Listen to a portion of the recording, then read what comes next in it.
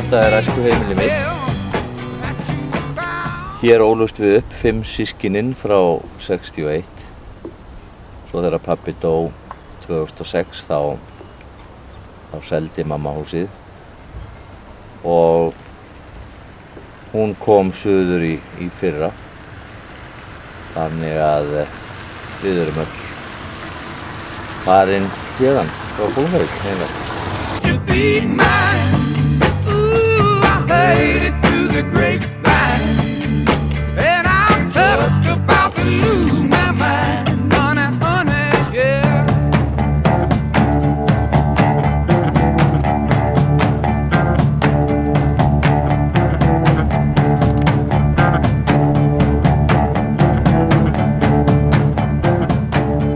People say you have. Í þessu herbyggi er ég nú reyndar fættur í horninu hérna. En þetta var nú eitt af herbyggjunum sem að afi leigði út á sínum tíma þegar hann fannst þetta hús vera fullt stórt fyrir þau 12.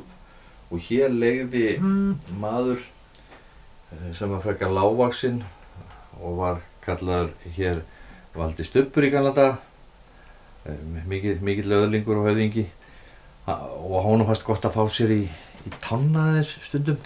Og það sögðu systurnar að það hefði heyrt það alveg, þar voru hérna fyrir utan, heyrt það þegar hann var að skemmta sér, gamli maðurinn, og hérna þá sat hann á dívaninum, sveiflaði löppunum, hann náði ekki alveg niður og það slógust í vegginn, þar heyrðu það alltaf, og svo söng hann Ó þá náða eiga, Jesú, það var hans lagari. Hér er mamma alin upp og hennar systkini. Og hér er ég fæddur 1957. Hér fæddist ég. Ég ólst ekki hér upp. En hérðan á ég mjög sterkar minningar samt sem barn. Ég var mikið í kringum afa og ömmu í gamla daga. Það voru náttúrulega allt mitt fólk er hér. Og hérna, þetta er nú ekki stórt svæði hérna, þannig að það, sko, hvort maður átti heima hjá sér eða hjá afa og ömmu eða hjá jafnöldrum sínum eða eitthvað, þetta var bara, þetta er sko, til og með bara jafnaldarar hér, bara bekkjarsystkini í svona litlu plássi, eru bara eins og systkin. Það verður mjög hérna, náið og sterkt samband. Og hérna, ég var mikið sem sagt hérna hjá þeim afa og ömmu.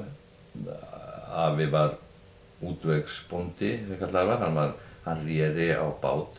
Hann er náttúrulega maður sem að náði í árabátaöldina á sín tíma, hann hefur lifað hérna, miklar breytingar, sko. Og ég var mikið með honum líka og hann átti alltaf skepnur, alltaf kindur. Það voru þessi kindur hér fyrir utan, hér var fjós og fjárhús á sín tíma. Og hérna, og hann hefur haft einhvern veginn finnst mér dálítið áhrif á mitt líf, sko. Gamli maðurinn, ég er svona átta mig á því eftir sem tíminn líður, sko, að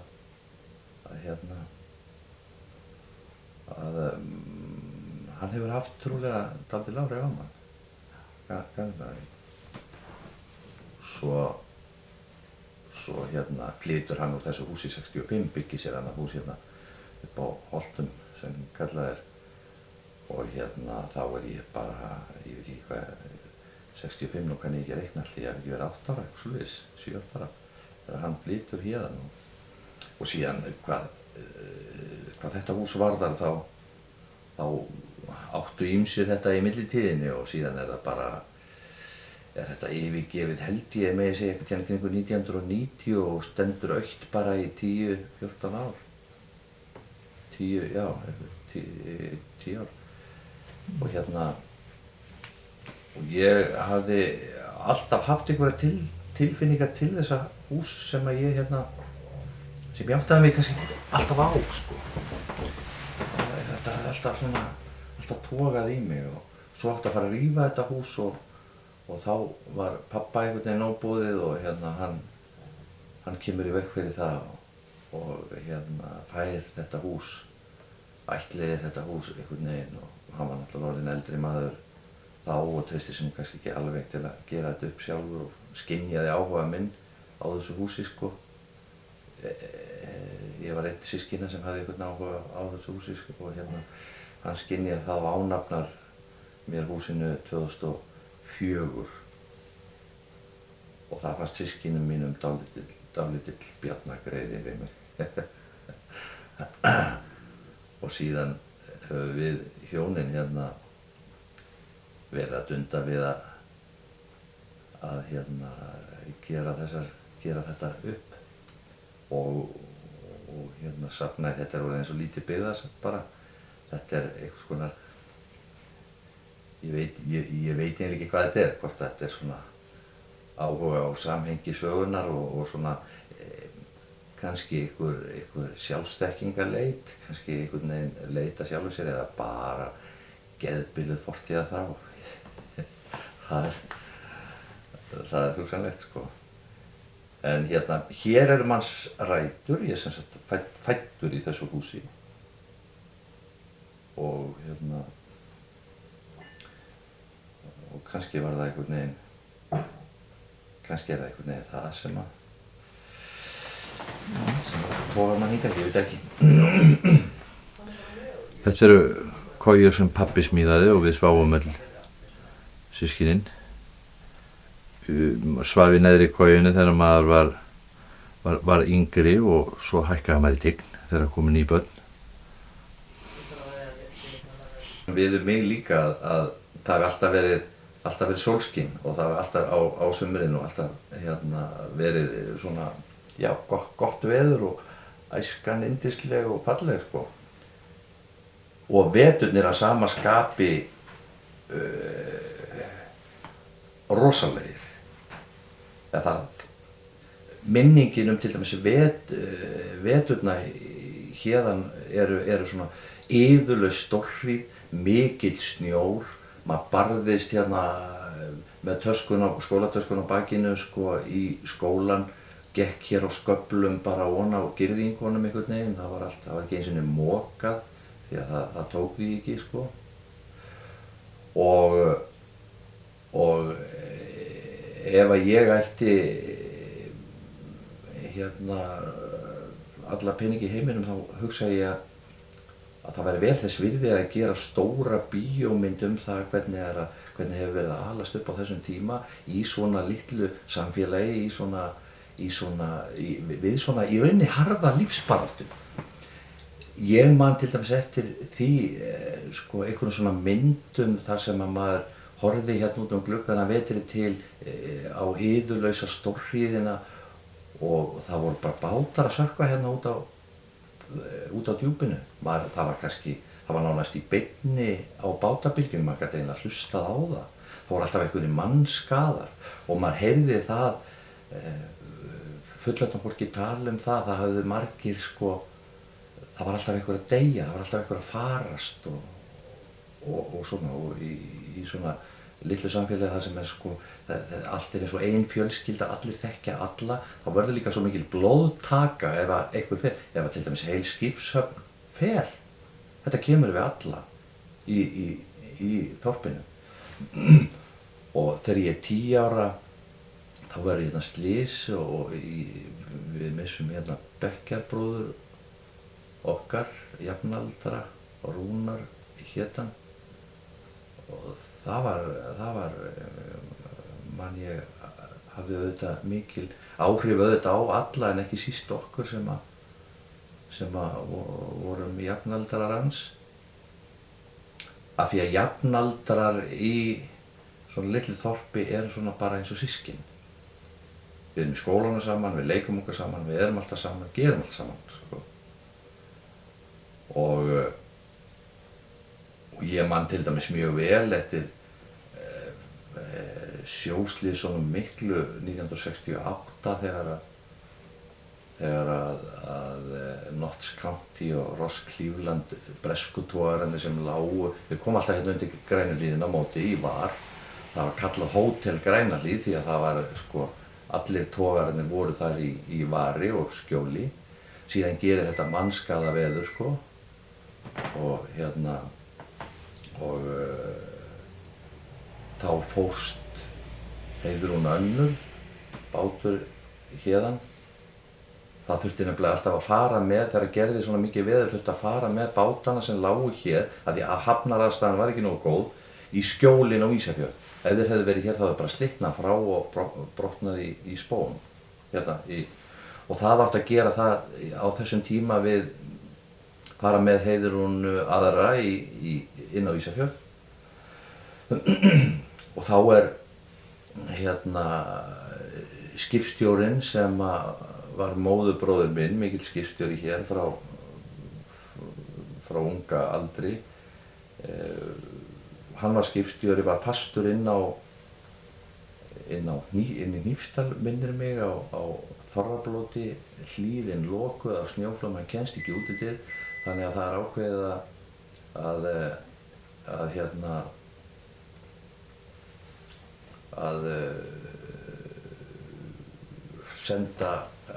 senda hérna vélstjórann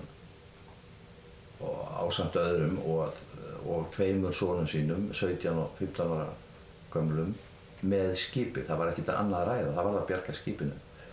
Þetta skip kom aldrei aftur. Það sökk hérna út á djúpinu, og þegar maður fer að hugsa það, að hérna, þarna voru feðgar, pabbinn og 2 synir, eftir sátu í húsinu heima bekkjarsystir mín ein og móðirin. Það var meiri hluti fjölskyldunar farin í einu vettvangi, og hérna maður fer að hugsa sko, hvernig er hægt að lifa svona af? Þetta var einhvern veginn bara það sem við lifðum við. Þetta var bara svona, og kom alltaf oft fyrir. Sko, já, það var nýkomið stórt útvarp heim, sko. Og ég man eftir, ég hafði svo gaman að hlusta á leikritin, útvarpsleikritin. Ég lifði minni, ég man eftir Enid Blyton, leikritunum, Dularfulla kattakvarfið og allt þetta, og ég er svo gjörsamlega, og ég var svo sár þegar hættu, ég skildi ekki af hverju þeir héldu þessu ekki áfram. Sko.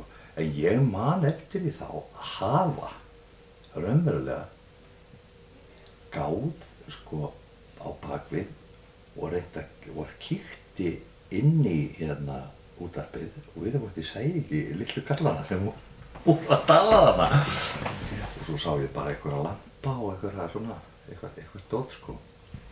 Ég hélt, ég man eftir þessu, en ég sko, ég hlustaði talandi um þetta, ég hlustaði mikið á útvarp og allt svona, öll leikrit, Ambrose í London og allt þetta, maður fór bara inn á kvöldin til að fylgjast með framhaldsleikritunum. Ég svolítið gaman af þessu hérna. Þetta er vagga og í þessu sváfu náttúrulega unga börnin á þeim tíma. Pálmi afi minn Karvelsson smíðaði þetta eða útbjóð þetta og það sem mér finnst eiginlega skemmtilegast að hérna framan á má lesa smjörlíkisgerð Ísafjarðar. Þetta er smjörlíkiskassi. Það er ekki ónýtt að sofa í smjöri. Já, þetta er nú það sem ég hef verið að dunda mér við núna undanfarið fyrir á svona að endursmíða þetta pakkhús sem stóð hér. Ég byrjaði eiginlega feril minn í þessu pakkhúsi því að hér var ég pínlítill, kannski 5 eða 7 ára og hér héldum við svona tónleika og leikum leikrit og syndum bíó og vorum með alls konar menningarstarfsemi hérna upp á lofti. Svo var þetta nú rifið eins og margt annað og svo ég verið að dunda með að endurbyggja þetta. Að vísu var nú risa á því en hérna ég hef þetta svona ein halla. Og þetta, ég setti mér það markmið að nota bara annaðhvort gamalt efni eða rekavið. Þetta er allt úr rekaviði sem að sagaður fyrir mig hérna, rekavið á stöndunum. Eða þá úr gömlu efni. Þetta er svo kvöldu listasúð eins og hérna var í gamla daga. Og hér er nú, það var alltaf fyllast að drasli hérna. En hérna, þessar stofur hérna og þetta fékk ég úr húsi sem er frá 1907 og var verið að breyta. Og þennan panel sem ég klæddi þetta allt með og ætla að hafa bara svona, nákvæmlega svona, bara í þessum litum og það mesta lagi þá stríki yfir þetta og lakka þetta bara með glæru. Allir þessi bitar, þetta er allt úr rekaviði og þetta er svona gæluverkefni hjá mér núna sko. Og svo eru verkfærin mín og pappa hérna, koma til með að eiga hér sama stað. Hérna er hægt að hengja upp harfisk og hákall og hérna láta fisk síga hérna og svona.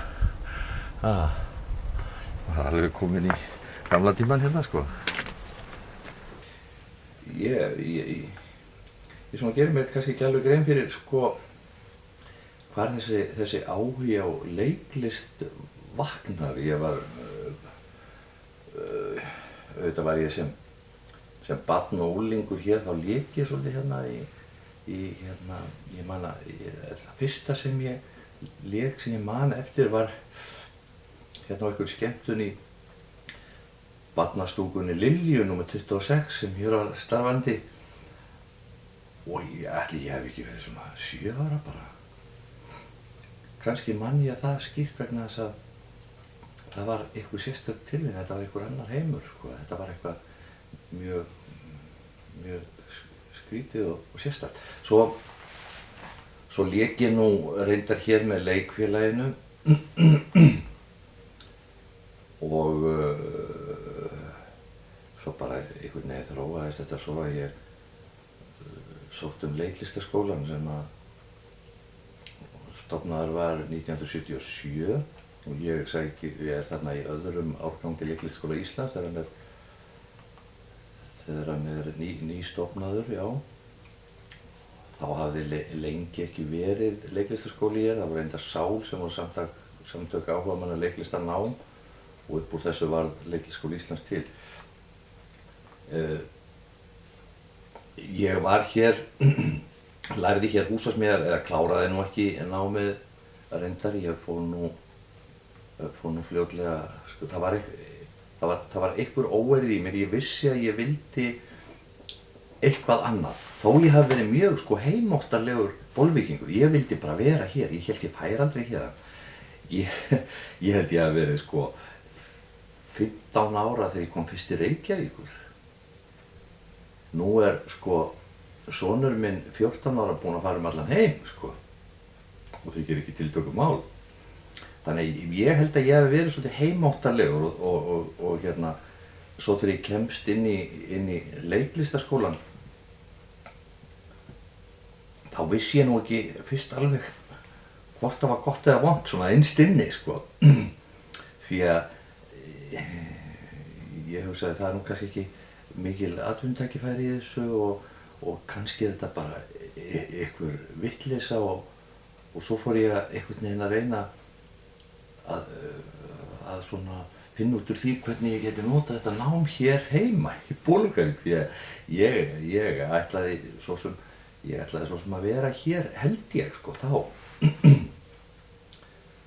en og ég hugsaði bara já þetta hlýtur að vera ágætis nám og hlýtur að nýtast í eitthvað en svo náttúrulega þróast þetta þannig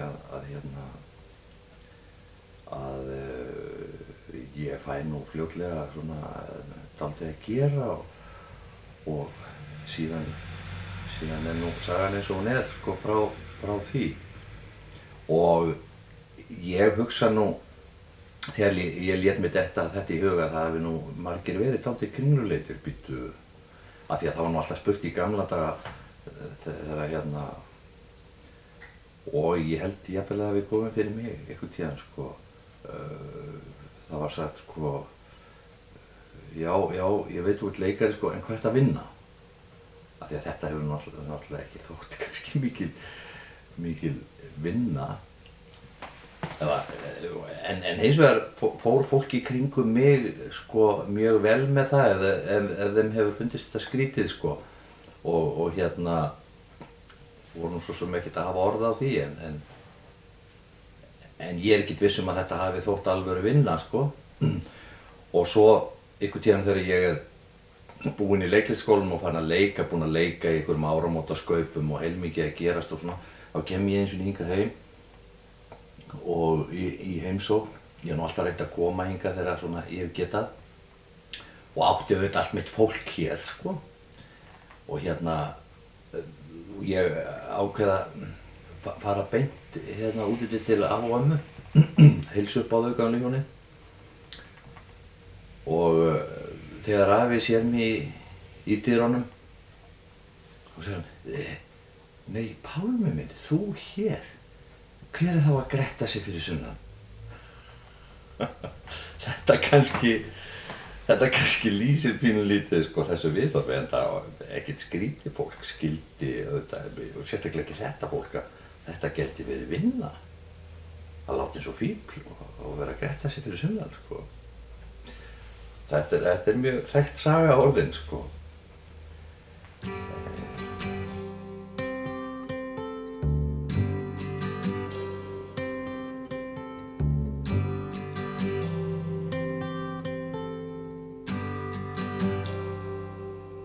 It's not time to make a change. Just relax, take it easy. You're still young, that's your fault. There's so much you have to know. Find a girl, settle down.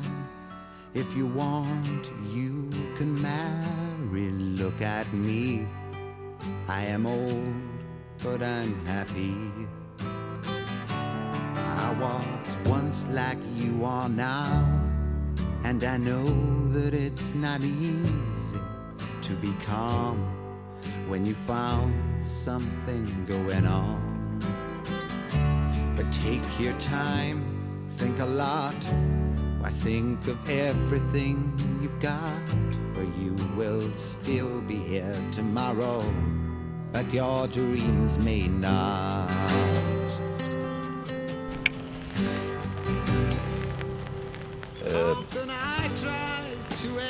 Óli bróðir, hann var 6 árum eldri en ég, dó 2010. Það var krabbamein sem lagði hann að velli eftir nokkra mánaða baráttu. Við höfðum nú ekki, hann er þetta eldri en ég og fer fljótlega heiman,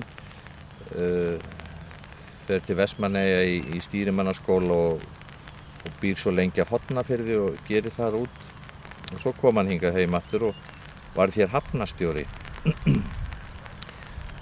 Og ég held að verið 2008, þá hringir hann í mig og segir að hann vanti svo sárlega mann til að leysa af í sumarfríum sem hafnavörður og spyr hvort að ég sé bara ekki til í það, og mér fannst þetta nógu fáránleg hugmynd til þess að ég stykki á hana og sá þarna tækifæri á að vera dálítið svona með honum,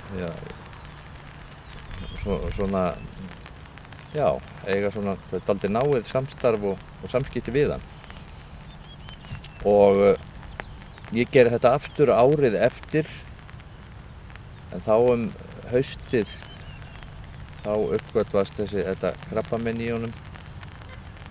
Að þetta farið alltaf af stað aftur og þetta voru svona eins og mér fannst ég mjög heppinn að fá að eiga þarna tvö sumur með honum áður en hann deyr. Ja, pabbi var frekar svona lágvær og hlédrægur maður, en mér hafði nú alltaf á tilfinningu, hann talaði nú aldrei mikið, en ég var nú alltaf á tilfinningunni að hann hefði haft svona einhverja útrá, langa til að læra eitthvað meira sérstaklega í söng. Hvað var það í söng? Hann var svona söngelskur og söng mikið. Þó hann hafi verið lágvær þá. Og hann starfaði með leikfélaginu og vildi alltaf vera baksviðs. Hann var ekki fyrir sviðsljósið. Hann var svona ekki galgopi eins og ég kannski.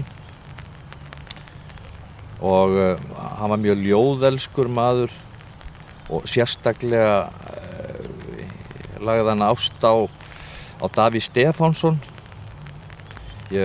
Maður er svolítið uppalinn við ást á honum og hann sagði gjarnan, því að hann talaði nú svo sem ekki mikið, hvorki við okkur né held í aðra, þannig að hann sagði, ég get ekkert sagt ykkur, og benti á ljóðabækurnar, þetta stendur allt þarna ef þið viljið vita eitthvað.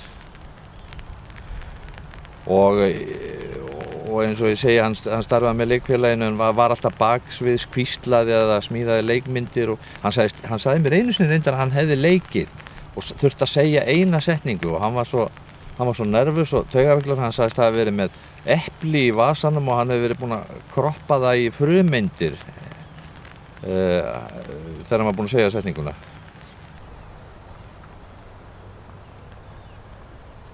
Hér maður fann að þekkja óþægilega marga. All the times that I've cried, keeping all the things I knew inside. It's hard, but it's harder to ignore it. If they were right, I'd agree, but it's them they know, not me. Now there's a way, and I know that I have to go away. I know I have to go.